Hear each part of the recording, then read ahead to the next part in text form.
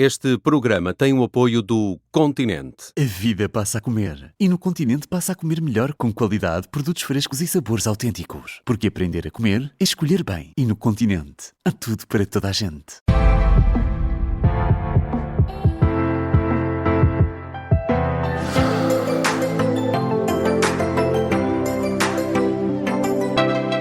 Os melhores conselhos de nutrição são com a nutricionista Mariana Chaves, está por cá no Aprender a Comer e hoje vamos falar de pêssegos. Olá, Mariana. Olá, Nelson. Estamos muito com frutas neste verão e ainda bem que olhas para uma das minhas favoritas, que é o pêssego. Gosto muito de pêssego e há muitas variantes. O pêssego é de facto uma fruta bastante associada ao verão, mas tem assim muitos benefícios para a saúde. Quais seriam os principais? Olha, ainda bem que faz essa referência. Temos que falar de fruta. Esta é a época do ano com a fruta mais doce e fruta que só temos agora e, portanto, não devemos olhar para isso com desdém só porque temos todos os anos. Temos que valorizar. E eu penso que é claramente muito mais do que uma fruta doce.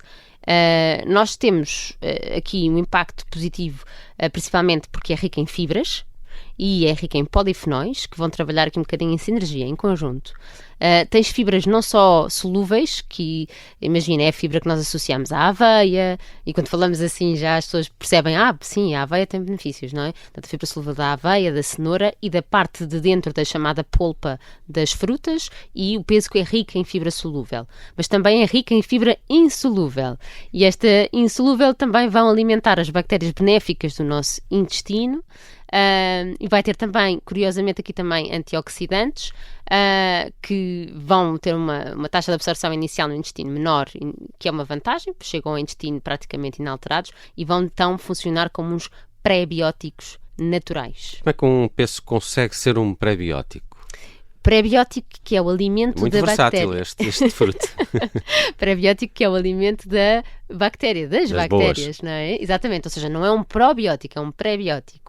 Estas fibras e estes compostos antioxidantes vão realmente alimentar estas bactérias, especialmente a pectina, esta fibra solúvel, e vai ser fermentado, vai dar origem a substâncias que ajudam a reforçar a parede intestinal e a reduzir a inflamação intestinal. E, além disso, os polifenóis do pêssego, que são pouco absorvidos, como eu dizia há pouco, no intestino delgado, chegam ao cólon praticamente intactos e aí vão interagir com a microbiota e ajudar a equilibrar o ambiente intestinal e vão favorecer o crescimento das bactérias mais benéficas. Isto porque hoje em dia se estuda muito mais a microbiota, o impacto que a fibra tem na nossa microbiota e como sabemos, não é? O intestino é o nosso segundo cérebro, portanto, cada vez mais temos a certeza que alimentos ricos em fibras e em polifenóis, como o pêssego, que vai realmente ter impacto positivo para a saúde. Não é só o facto de ser poucas calorias e açúcar saudável com fibra, não. Vai mesmo conseguir modular a nossa microbiota e por isso tirarmos daí bastante impacto positivo. Eu acho que quem ouve com frequência o Aprender a Comer já saberá a resposta a esta pergunta. O pêssego é melhor com casca ou sem casca? Com casca! Claro, tudo é melhor com casca. Concentras em mais fibra e mais polifenóis também. É também o caso do pêssego, não é? Exatamente, ou seja, com casca... Mesmo aqueles com pelo? Mesmo com pelo, não podemos ser esquisitos. Eu gosto desses também. Então, com casca tens, por pêssego, mais ou menos 2,6 gramas de fibra e se tiras a casca já perdes 1 grama, ou 1,1, portanto ficas com 1,5. Exatamente. Para além de que os compostos fenólicos, os tais antioxidantes importantes também estão na casca. Principalmente a quercetina, que já de certeza que ouviram falar, normalmente é em maior concentração na maçã, que é assim a campeã, mas também temos algum na casca do pêssego e, portanto, faz sentido falarmos disso e também as variedades de pêssego, porque temos umas polpas mais avermelhadas, não é? Ou com cascas mais escuras, também vão ter outro composto que é a antocianina. E a antocianina também é um antioxidante, um fitoquímico e que ajuda também a combater a inflamação. Tem todos, cá está, tudo o que é positivo da fruta, portanto, temos mesmo que os comer e com casca. E ainda por cima há tantas variedades. Gosto muito daqueles que são mais achatados, os paraguaios. Gosto muito desses. E depois também tem uma vantagem que é o pêssego, às vezes até se compra assim um bocadinho mais duro, mas ele acaba por ficar maduro em casa, não é? É, exatamente. Nós chamamos a isso frutos climatéricos, que são aqueles que conseguem amadurecer cá fora. As bananas também, não é? Exatamente. Portanto, eles libertam etileno, que é uma hormona natural que vai acelerando a maturação, mas por isso é que, por exemplo, nós não podemos ter essas frutas juntamente com outras portanto, se juntares a banana com o pêssego ao lado, a banana vai amadurecer muito mais rápido. Pronto. E às vezes não nos interessa, mas às vezes outras não. Mas a verdade também é que se deixássemos na árvore mais tempo, na verdade, conseguias ter mais compostos antioxidantes. Também é importante dizer isso. Mas pronto, é o que é. Quem tem árvores de fruto, deixa amadurecer na sua árvore. Quem não tem, olha... Vá lá buscá-lo só quando ele estiver mesmo madurinho. Exatamente. Sem dúvida. Olha, e o caroço cresce com a polpa ou ele é sempre do mesmo tamanho? Olha, essa pergunta, eu fiz pergunta a umas crianças, perguntar o que é que vocês têm curiosidade de saber sobre os pêssegos? E a pergunta de uma delas foi exatamente esse. O caroço é sempre do mesmo tamanho ou ele cresce com o pêssego?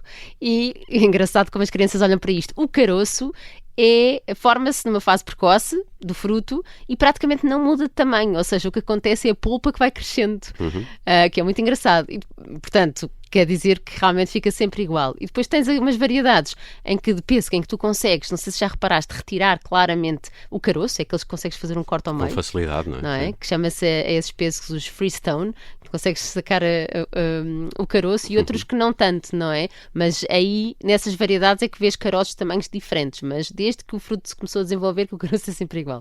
E há um timing ideal para consumir pêssego assim sem causar desconforto, se é que ele pode causar algum?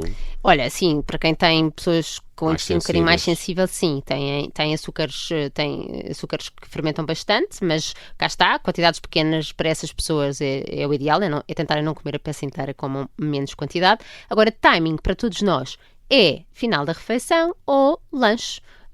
Como um snack para juntar um iogurte, uns frutos secos, sem dúvida, não é? Por ser. Ou então uma tosta integral, de cenoura crua. Nesta altura nós precisamos de beta-caroteno, venha a cenoura crua para se juntar ao beta-caroteno do pêssego, que também tem algum. E o pêssego maduro será sempre mais interessante que aquele mais verde?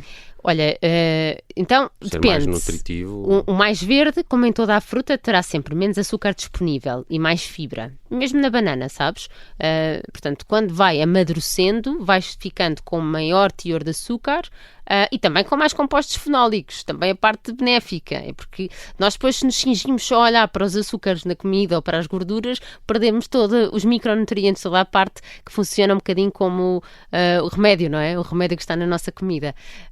Portanto, a verdade é que mais maduro tem esses benefícios dos compostos fenólicos, mas também há quem só goste de fruta verde e não vai ter zero de compostos fenólicos, também vai ter algum.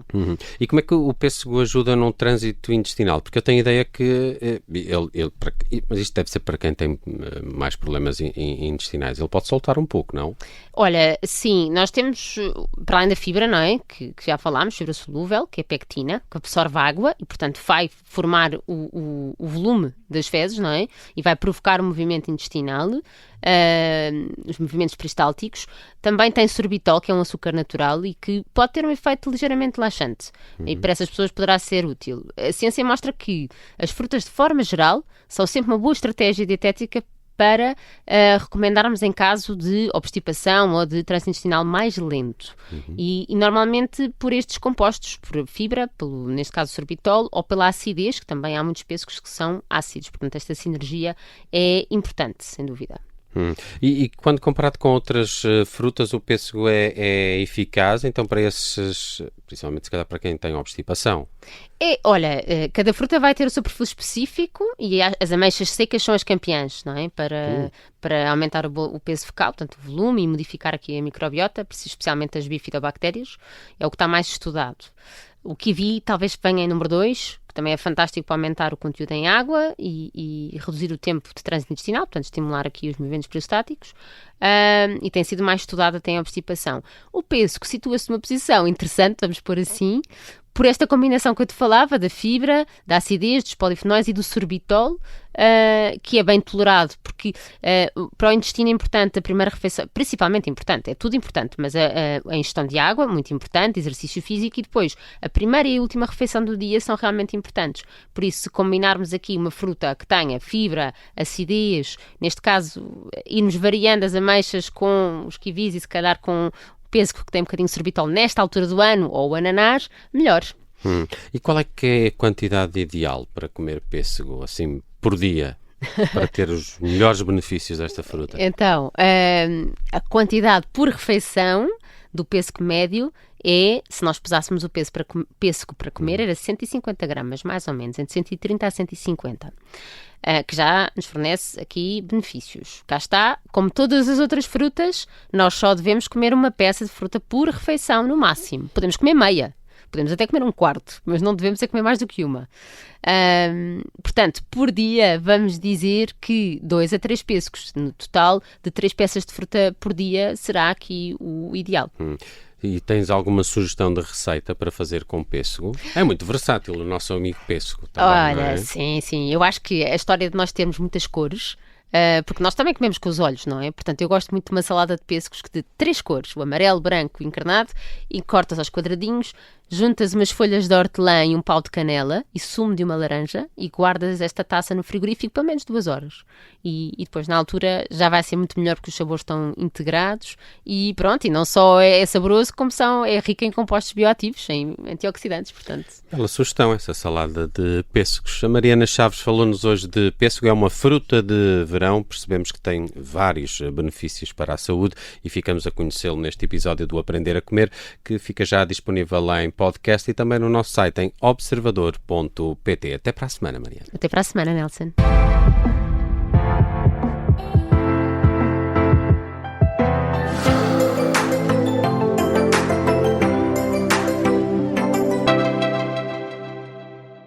A vida passa a comer e passa por encontrar o equilíbrio. Não é difícil quando há uma marca que faz isso por nós. Descubra a marca Continente Equilíbrio, com centenas de produtos, desenvolvidos por nutricionistas e aprovados por quem prova. Porque o sabor equilibra tudo. Se a vida passa a comer, o truque é encontrar o equilíbrio. Continente é de toda a gente.